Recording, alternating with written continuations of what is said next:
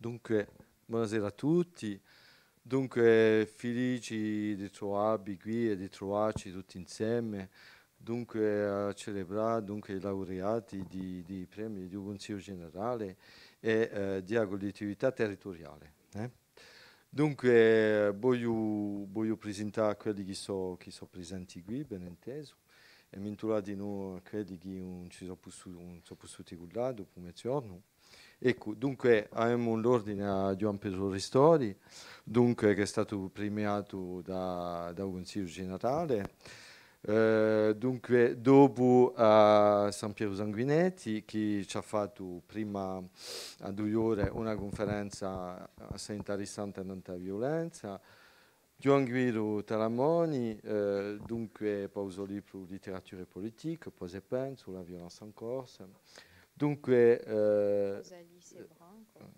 a me magnifica collega Patrizia Gattacega che rappresenta a Rosalisse Branco. Fermo un giro, continuiamo. Dunque, Marie Ferranti e Diago Mutier. Dunque, penso che c'è un bello sciacamano per tutti questi premiati. Allora avanti di farla, mi scordo. Dunque, di Stefano Cesari e di Charles-Edouard Nigaglioni, che non sono mica possuti gli unghie, dunque, che si scusano. Ma un bello sciacamano, dunque, questi laureati. Allora, cominceremo con Gian Pietro. Io non lo so, mi domando anche ciò che faccio io. Mica solo posai pensare. Io anche parlare. parlato di un libro non ne so mica parlare. O meglio è andare in libreria e piarlo.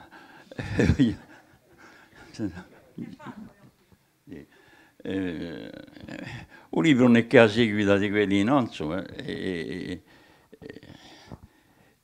E come posso dire, serve di introito al prossimo, che penso sarà l'avant'ultimo. Dunque, abbiamo parlato di un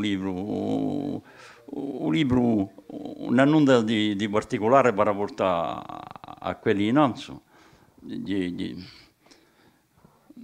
Io campamo in maniera adesso, in maniera di pensare, in cui un piccolo sapere paesano e basta, sono paesanone di a squadra io.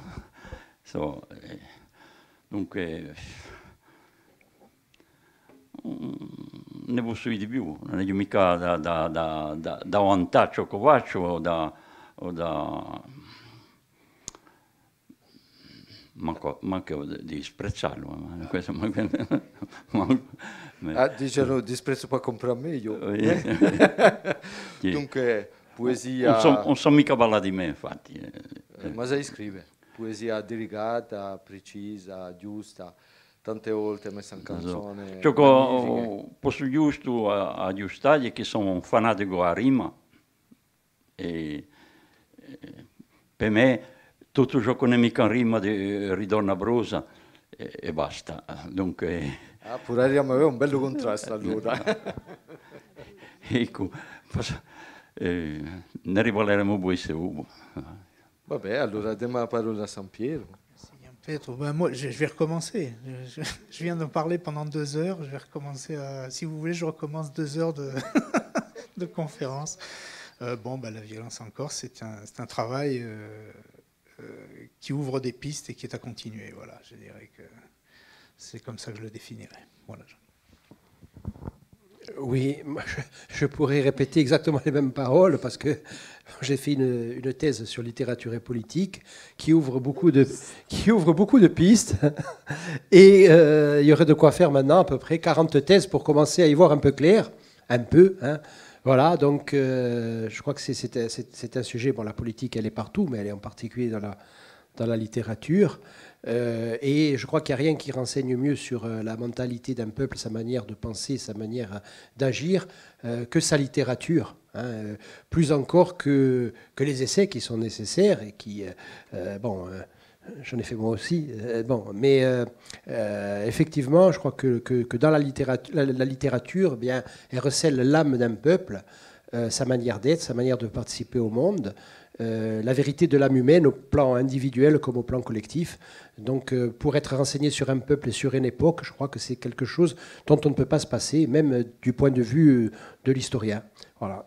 E a poesia, quanto è abrosa, è interessante veramente analizzare, vale la pena come, per sapere come li campano gli enti, cosa sono i sopremure e come lo campa un popolo. Dunque, è un lavoro, non ta corsica, è un lavoro a continuare.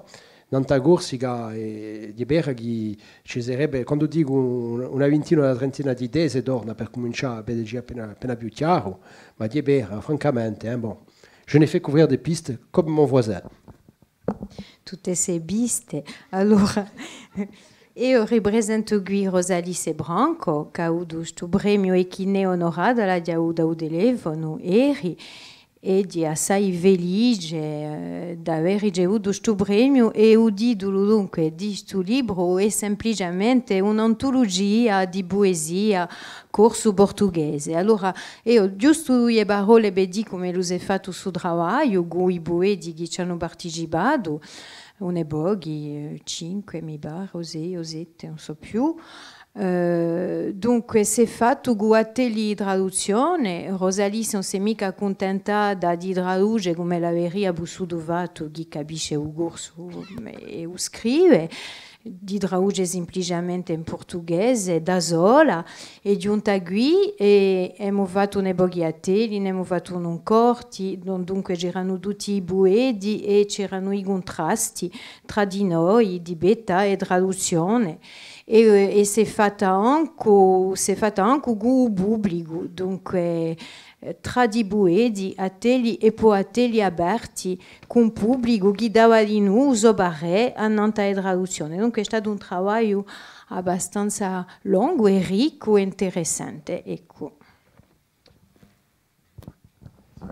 Je rejoins ce que dit Petro. Si on pouvait parler de nos livres, on n'en écrirait pas, au fond. Hein, parce que ceux qui écrivent, en général, c'est pour dissimuler et ne pas parler, au fond. Hein.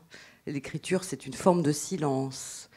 Alors, parler sur du silence, on peut et même on doit, mais c'est vrai qu'il y a une pudeur aussi que je reconnais dans le fait qu'on ne va pas d'abord tresser notre propre éloge, même si on est très susceptible sur les critiques. Et donc, tout ça est très compliqué. Alors, on va faire dans le formalisme, d'une certaine façon. Je vais présenter mon livre qui s'appelle « Marguerite et les grenouilles ». Et moi, je suis allée vers les gens de Saint-Florent, c'est le lieu où je vis, et je leur ai demandé de me raconter des histoires. Je suis revenue à une forme d'archaïsme que j'aime beaucoup de la littérature, qui est celui de me faire raconter des histoires, et je me suis contentée tout simplement de transcrire, ou au moins essayer ce qu'on m'avait raconté.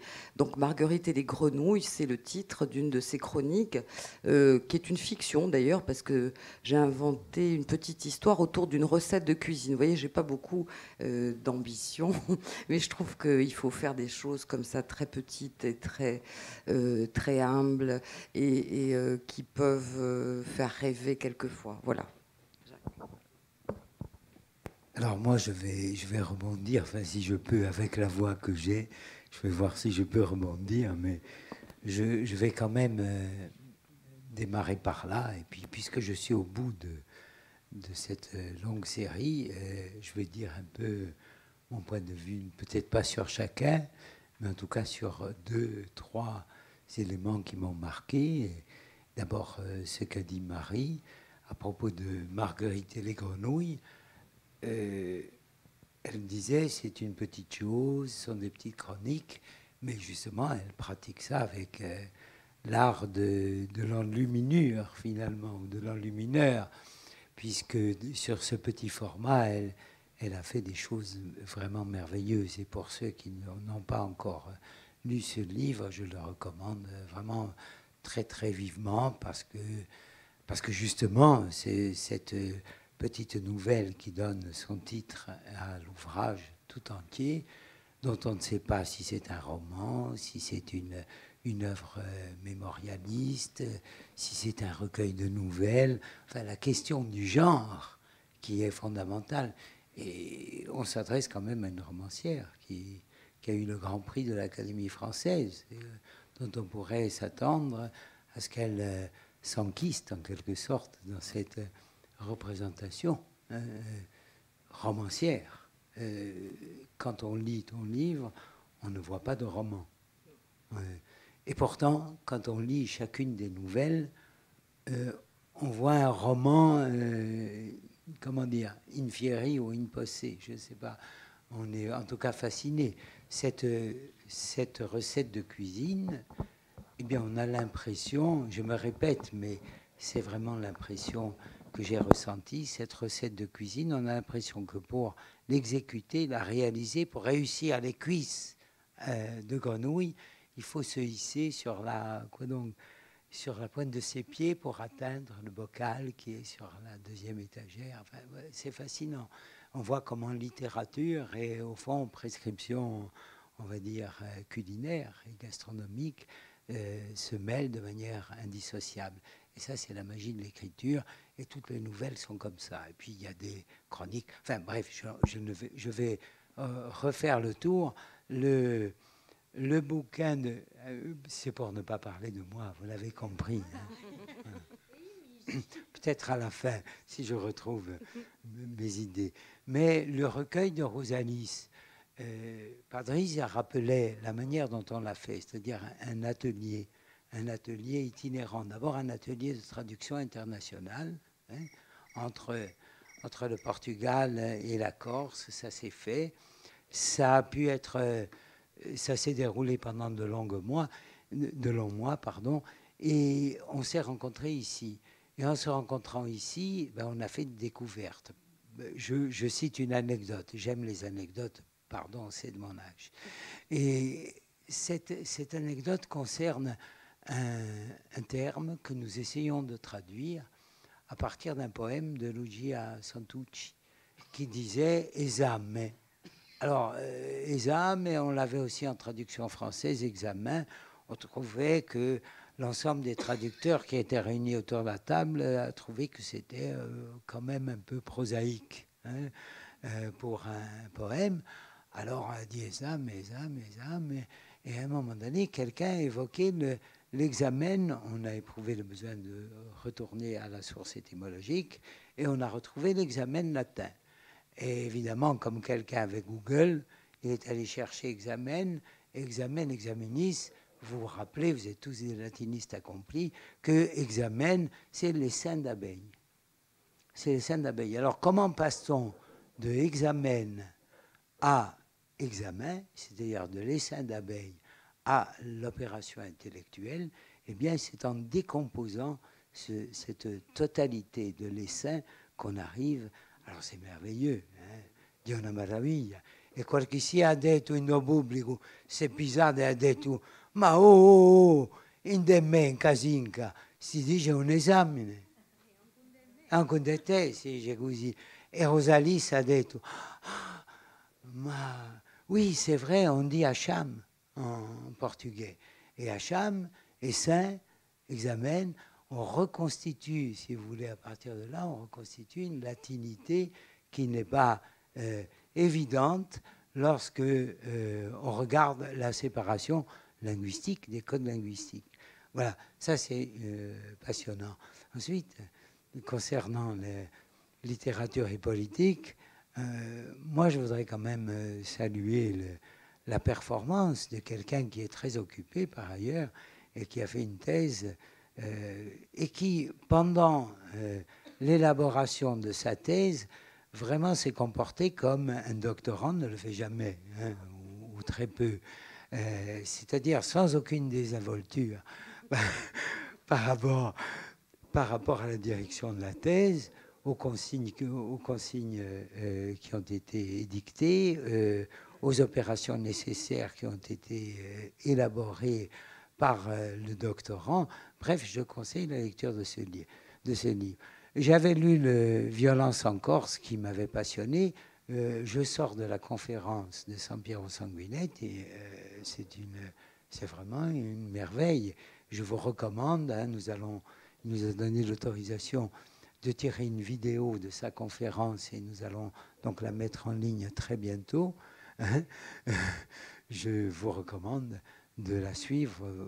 Vraiment, vous allez être passionné parce que c'est un esprit exigeant. Il y a une démarche intellectuelle sur un sujet quand même délicat qui est exemplaire, avec une honnêteté intellectuelle dans l'énoncé des résultats que l'on trouve rarement, une prudence de scientifique et en même temps une audace d'acteur social qui mérite vraiment le respect. Quant à Joan Pedro Istori Gombolem, che diceva sono Buleria quantunque dice che ne abbiamo detto quando le si è rimesso il premio al Consiglio Generale, si è aumentato tutto il lavoro che lo face come praticante, vogliamo rispondere, animatore. Abbiamo rammentato ciò che lo diceva Bueretto e Verando Ettori quando lui ci domandava di guardare, quando noi traduciamo a prima bucolica di Virgilio, in prima e anche in terminale, che e diceva che c'era Melibeo e Tidio. Melibeo e Tidio, dunque siamo al primo secolo dopo Gesù Cristo, e Melibeo se ne va perché è esiliato, non è mica di un partito, non è mica partigiano Ottavio, dunque è esiliato. E Tidio gli dice, statene qui per stasera, domani andrai in esilio, statene qui stasera. Hic sunt nobis castanea e molles, e poi non so più che. Hic sunt nobis castanea e molles. E tutti i traduttori durante secoli e secoli hanno detto, i francesi in particolare, reste ici un moment avec nous, nous avons des châtaignes molles. Alors, châtaigne molle, bon, c'est pas très appétissant. Alors, en tournant dans la traduction, nous allons apprécier la douceur des châtaignes. La châtaigne douce. Alors, on passe du concret à l'abstrait. E Fernando Ettori ci diceva, ma sapete ciò che li sono i muloni? Ciò che li sono i muloni?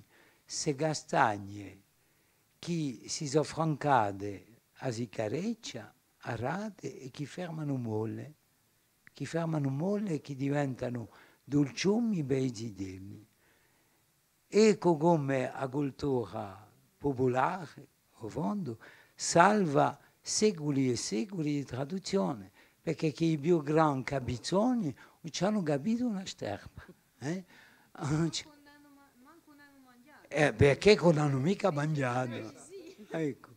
I muloni, castanea e molles del primo secolo d.C., diciamo, fiore di cultura ladina, di poesia ladina, faccia veramente un legame con gli risponde alla cultura orale. Ecco. I migi. Per finire, era ora, i migi. I migi tenendo una figura, perché si diceva prima che non si sa mica, i migi chi sono?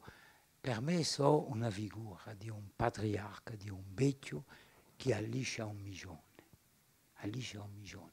Una macchina, diremmo, di saviezza, una statua di onestà, di saviezza e di dolcezza patrimoniale.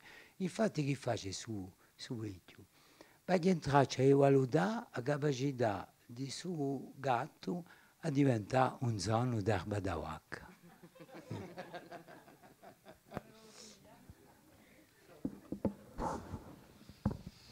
Ecco, allora ringraziati per questa revisione. Giusto una parola non t'amico.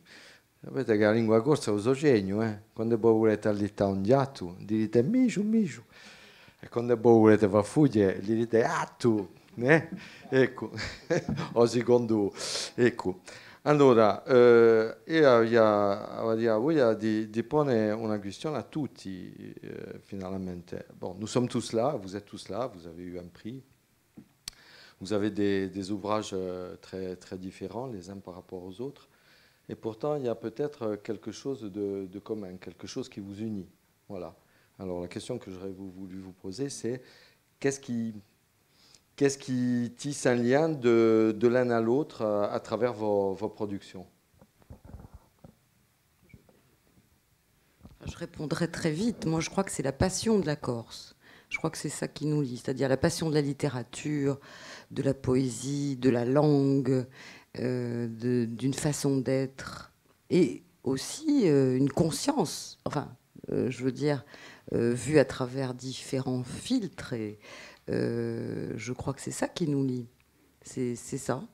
Et l'envie de le communiquer, d'échanger là-dessus. Enfin, pour moi.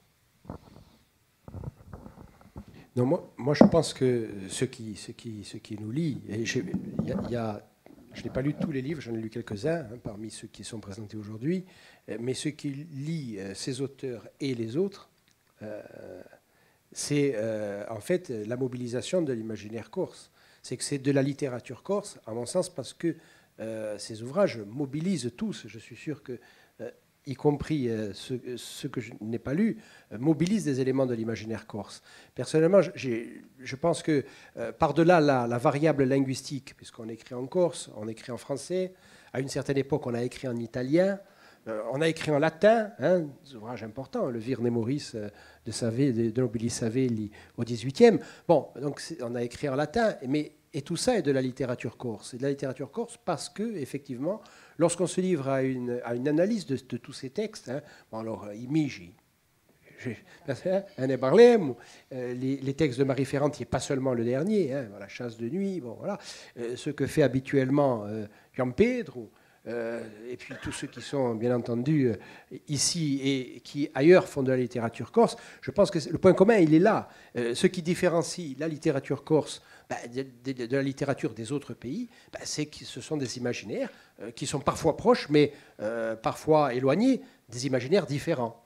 Des imaginaires différents. Bon, je ne sais pas si on en prend un, par exemple, comme par exemple Imige. Bon, Imige, vous trouvez des choses qui reviennent de manière régulière et parfois même obsessionnelle, sous la plume spécialement de Jacques, qui n'est pas un obsessionnel, mais qui revient qui revient sous la plume de chaque écrivain corse. Lorsqu'on voit par exemple la place de la guerre, de la guerre de 14, chez Jacques, mais chez Ferrari, mais chez Biancaril, mais chez Acquaviva. Bon, donc, pour ne parler que des textes qui sont sortis ces dernières années. Bon, ça veut dire quoi? Ça veut dire qu'avec un décalage de 100 ans, parce qu'on voit surgir ces textes aujourd'hui sur la guerre de 14, on les voit surgir maintenant, pas seulement en Corse d'ailleurs, mais enfin en Corse. Ce n'était pas forcément le cas il y a quelques dizaines d'années. Il a fallu 10 ans de méditation. Bon, il a fallu libérer la parole parce qu'on sait qu'un certain nombre de participants directs à la guerre n'ont pas voulu en parler pendant très longtemps ou en parler avec réticence. Et puis bon, ça fait 100 ans, c'est le centenaire, et on voit depuis très peu de temps finalement cette guerre omniprésente. Alors ça veut dire qu'elle est dans notre imaginaire collectif, elle est omniprésente et elle se manifeste évidemment, elle se manifeste dans la littérature, qu'il s'agisse d'ailleurs de romans ou même de poésie. Bon, ça c'était voilà dans la chanson. Dans la chanson, oui, il y a eu effectivement des chansons. Bon, donc je crois que ça c'est un exemple. On pourrait parler de la vengeance qu'on trouve aussi dans Imige. Bon, tout ça évidemment, c'est ça qu'il existe, donc qui fait partie de notre patrimoine commun, de notre patrimoine individu, et qui fait qu'on n'est pas tout à fait comme les autres, ni mieux ni moins bien. On est différents. Cette différence, elle se manifeste évidemment dans la littérature. Enfin, moi, c'est plutôt comme ça que je vois les choses. Moi, j'entends parler de littérature et j'ai pas l'impression de faire de la littérature. Je suis toujours un journaliste et je fais un travail de journaliste, de recherche. Donc, il y a des gens qui viennent et me disent « Vous êtes écrivain ?» Non, je ne suis pas écrivain, je suis journaliste et je reste pour l'instant journaliste. Je n'ai pas écrit d'œuvre de littérature. Et Marie me disait c'est la passion de la Corse. moi, je vais dire, sous une autre forme, je dis c'est le souci de la Corse. Et le souci rejoint probablement, si j'ai le souci, c'est probablement parce que j'ai la passion, mais j'ai le souci de la Corse, et moi, c'est ça qui me pousse à rechercher. D'ailleurs, j'ai lu le livre de Jean-Guy, et je pense que de ce point de vue-là, on est dans la même recherche de comprendre un certain nombre de choses qu'il faut absolument éclaircir. Et c'est pour ça que tout à l'heure, dans la conférence, j'ai appelé les jeunes en leur disant il faut continuer, parce que là, on a ouvert des petites portes, mais il faut explorer. C'est à vous d'explorer maintenant. Et probablement, les portes qu'on a ouvertes, il y en a encore des milliers, et c'est très important. Voilà. Lui, il fait de la littérature. Beh. Allora, mi piace tanto parlare di questi affari qui. Per me, a Gianco dai spiace appena, ma so a beccio. Non è la prima volta, non sarà manco l'ultima. Non sarà. A me io penso un modo intimo, quando scrivicevo, di Alea con Quadera, in quelli che mi hanno fatto a Mastadera. E mi pongo sempre spesso una questione. Siamo un paesuccio con poca popolazione. Mi mando se lucendo un mondo, un paese, petta a popolazione che noi siamo, se c'è un popolo che ha tanti scrittori, tanti poeti, tanti musicanti, tanti cantanti e artisti di tutta maniera. Io penso che un po' mica esiste nel rock. Questa è una. Dopo, mi spiace parlare di letteratura, non ne so mica troppo parlare, ma per me c'è la letteratura di Corsica e la letteratura corsa. Ci sono in Corsica i poeti di talento, di grande talento, che scrivono in francese. Per me questa è la letteratura corsica. La letteratura corsa per me non può essere scritta che in corso. E mi taglieranno un capo, mi romperanno delle carceri, faranno cercare che non cambierà mai di idea in qui.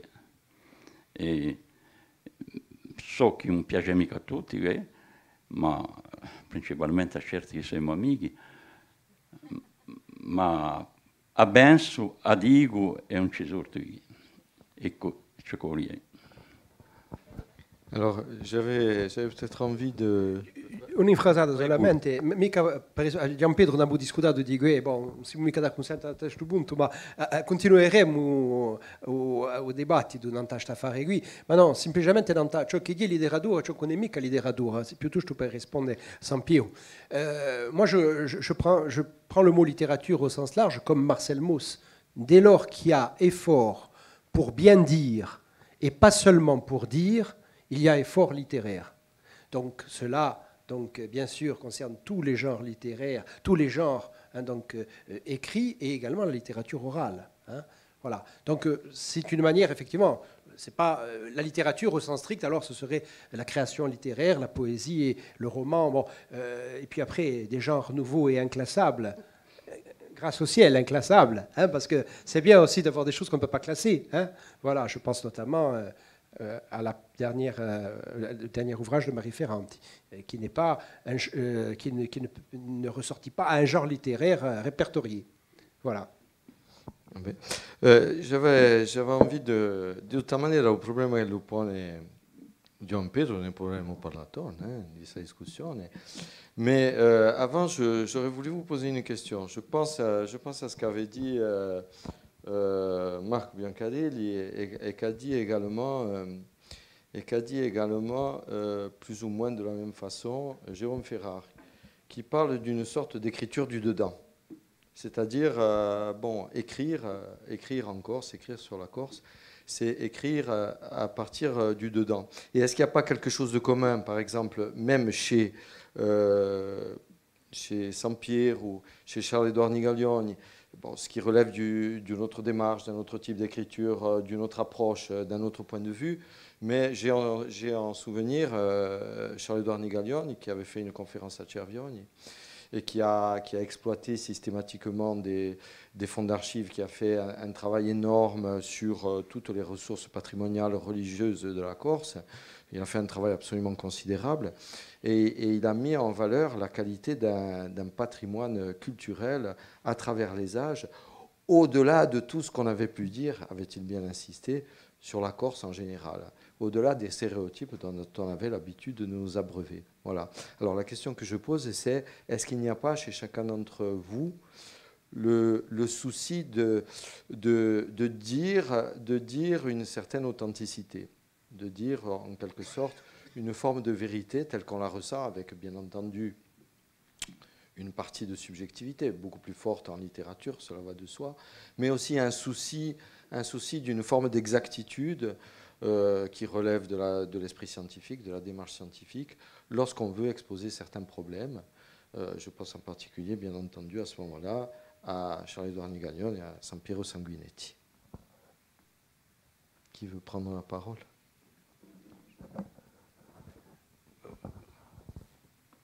Oui, dire la vérité, c'est vrai, surtout combattre les clichés incroyables qui dominent depuis très longtemps au sujet de notre île, mais au sujet de la Méditerranée, au sujet de tas de choses, et qui sont mortels, qui nous empêchent de penser, qui nous empêchent de comprendre ce qui se passe.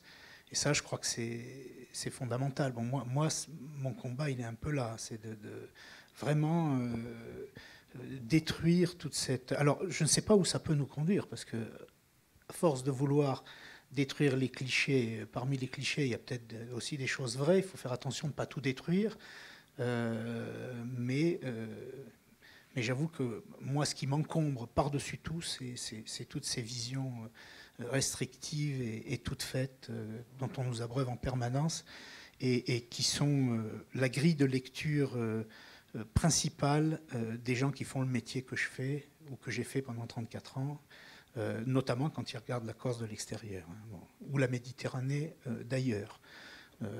La Méditerranée, ils ne l'ont pas plus comprise que la Corse, je vous le dis, ils n'ont rien compris. Bon, voilà. Et peut-être que nous n'avons pas tout compris encore, même ni sur nous, ni sur la Méditerranée. Peut-être ne nous a-t-on pas laissé l'occasion de pouvoir y réfléchir.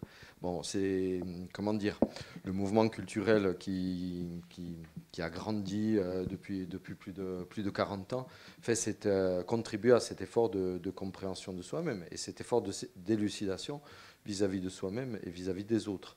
Alors nous allons avoir sans doute dans un avenir pas trop éloigné un programme de travail avec l'Université de Palerme, justement à propos de la représentation des îles. Voilà, nous y sommes, n'est-ce pas, hein? Voilà. Parce que nous ont dit nos collègues palermitains, il y a beaucoup de choses à dire sur le rapport entre l'Italie et ses Suds. Hein, voilà. Donc ils n'en ont pas dit plus, mais ils sont très demandeurs, je dirais, de connaissances et de savoir vis-à-vis de la situation insulaire. Et nous sommes réciproquement demandeurs de savoir vis-à-vis de leur propre situation. Je rappellerai simplement cette phrase, cette pensée de l'auteur du Christ, s'est arrêté à Cristo se fermata deboli, qui disait que lorsqu'il retournait à Rome et qu'il essayait de parler de l'Italie du Sud où il était exilé à ses compatriotes romains, mais il le regardait avec un peu d'amusement, Primo Levi, voilà, et beaucoup de condescendance. Voilà. Donc il y a encore beaucoup de travail à faire, mais ce travail à faire aussi est pour soi, hein, bien entendu. Alors je pense aussi, je voudrais... Carlo Levi. Bon, excusez-moi. Ce travail sur soi, ce travail sur l'intérieur, c'est aussi le regard de cette petite fille sur la vie des adultes. No palazzo, hein? Nagorte. Ça aussi, ça nous aidera à comprendre des choses. Alors, peut-être, mais ça n'est pas le projet initial. c'est comme souvent quand on écrit, c'est pas le fruit d'une réflexion, d'une préméditation, mais c'est plutôt une image qui s'impose.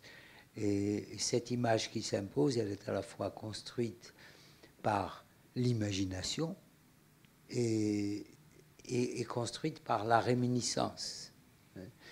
Et il est certain que dans le décor qui est le début des Miges, tout est décrit. Le premier chapitre est décrit par une petite fille qui est un agréado, hein, c'est un bébé qui se promet lorsque elle sera parvenue au stade de la station debout, elle ira percer le mystère de l'armoire, parce que dans l'armoire, entre les piles de linge, de drap, se trouve, pense-t-elle, imagine-t-elle, et petit à petit elle en est de plus en plus sûre, se trouve le mystère de Cacararose, sa grand-mère qui a 26 ans, qui est mariée avec un vieux qui a 51 ans. Et on ne parle pas de la mère. Et voilà. Et elle imagine ce qu'elle va découvrir. Et en même temps qu'elle imagine ce qu'elle va découvrir, elle découvre le monde, qui est la société, qu'elle imagine à travers, on va dire, la silhouette de son arrière-grand-mère, Madame Avolioli, qui est le contraire de Cacararose. Cacararose est toute finesse, toute douceur. Et Madame Avolioli, c'est une personne respectable, mais il y a una persona che si gappia ogni tanto. Voilà. Il y a una persona qui si gappia. Elle est donc obligée d'imaginer cette petite fille, le monde, la société, à travers la stratification sociale telle qu'elle lui apparaît à travers les étages qui constituent les immeubles qui donnent dans la cour, et ad ambara di Madame Avolioli, à Archimamon, qui lui bouche le paysage, la vue du monde, et en même temps la réalité des drames qui se déroulent dans cette cour, puisqu'on entend de temps en temps padaba, et ça peut être aussi bien le bruit d'un corps, parce que dans cette cour, évidemment, les gens se suicident, beaucoup, c'est la misère qui les y porte, c'est bien des choses, et on entend aussi des paquets d'ordures qui sont balancés du 4e étage ou du 5e étage, parce que l'hygiène n'est pas le propre, sans mauvais jeu de mots, qui n'est pas le propre des habitants de cette cour. Cette cour, c'est un peu le théâtre du monde. Voilà. Mais je voulais revenir sur ce qui a été dit tout à l'heure, parce que je crois qu'on touche à un point fondamental, c'est celui on l'a évoqué tout à l'heure, celui du genre, celui des carcans, celui des normes, qui, à mon avis, emprisonne d'une certaine manière notre imaginaire créatif.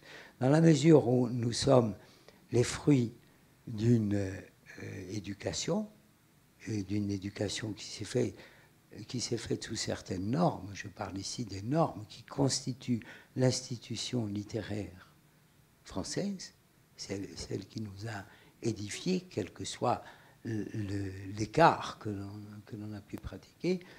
Eh bien, je crois que nous sommes prisonniers, y compris par la langue. Parce qu'il suffit, je pense à ce que disait Johan Pedro, et bien entendu, vous voyez bien combien j'adhère et combien je me distancie de ces affirmations.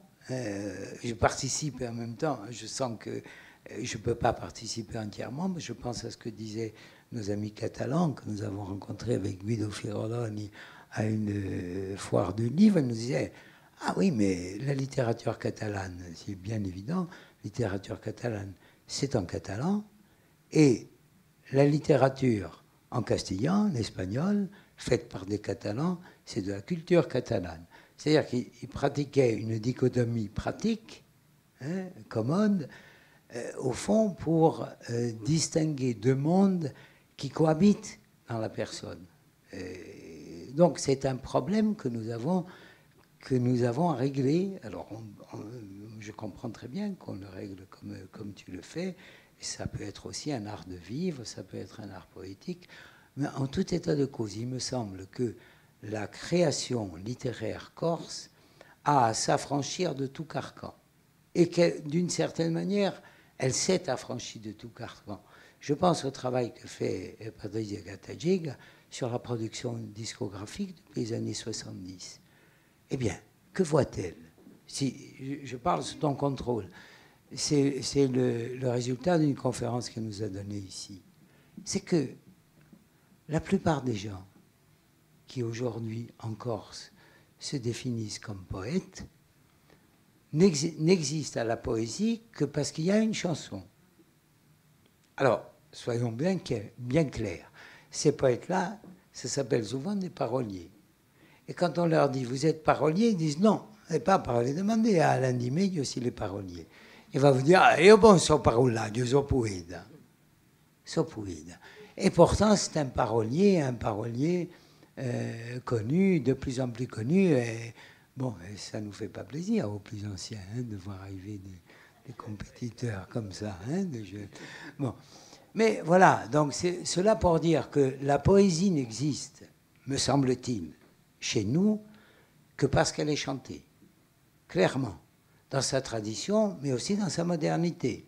Or, quand je regarde quel est le statut de la poésie, chantée, ben, ce n'est pas de la poésie dans l'institution littéraire française. Soyons bien d'accord, je ne me trompe pas, ce n'est pas de la poésie, c'est de la chanson, c'est-à-dire c'est un genre mineur. Or, qu'est un genre mineur qui serait une poésie? Qu'est-ce que c'est qu'un genre majeur qui se réalise sous des formes minorées? Moi, ça me gêne et j'ai l'impression qu'il nous faut désormais faire pour la littérature ce que nous avons fait à propos de la langue, en inventant ou en proposant un concept de manière empirique. Quand nous avons dit la langue polynomique, nous avons pris un outil qui existait et qui nous a permis d'enseigner, alors que toutes les générations antérieures avaient dit non, si può mica insegnare la lingua fin tanto che non abbiamo mica fatto una lingua unita. È questa che ha castigato Paolo Arrighi, Pedro Rocca e tutti quanti. È per questo che non hanno mica militato per un insegnamento, perché avevano una rappresentazione della lingua bella, perfetta, e chiunque voleva accedere a questo. E per giungere a questo io vi raggio l'esempio che va aumentato, che è quello dell'Italia. E non c'è mica questa differenza d'amanta tra lingua e dialetti. Da noi è bella chiara, perché a lingua e dialetti non sono mica gli stessi agia. Dunque, quando si passa dall'agia e dalla romanza in 2G al corso, all'agia in 2G francese, si franca un limite, una frontiera e si passa in un altro mondo. Invece in Italia non è mica così ed è per questa forza che gente come Camilleri non hanno mica le difficoltà che abbiamo noi a mischiare, a mettere una parola corsa con una parola francese, perché c'è una continuità che fa che lingua e dialetto si so in chiame rispondi senza voler stuzzicarmi. C'è qualche si vuole rispondere? E prima cosa vorrei che voi è una posizione che io esprimo ancora, non è mica qualcosa, non è mica un'opposizione a ciò che voi fate. Io capisco che ciò che lo fa San Piero se si va a un corso ad essere letto a 100 persone. Dunque, ciò che lo fa Jean-Guy, non abbiamo ancora letto il terzo.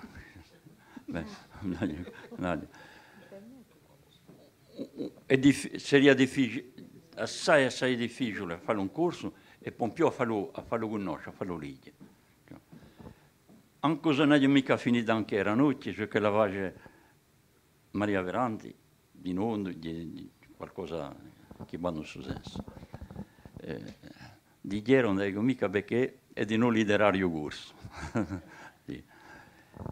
Ma penso che i soli che si sbagliano sono quelli che non fanno nulla.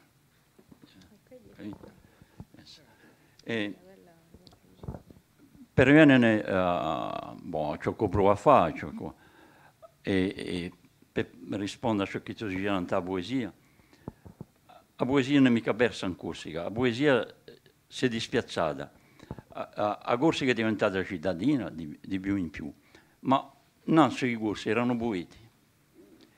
I paesani, anche se non erano mica uno i poeti, anche se non erano manco incatenato 4 rime, in capo aveva una poesia.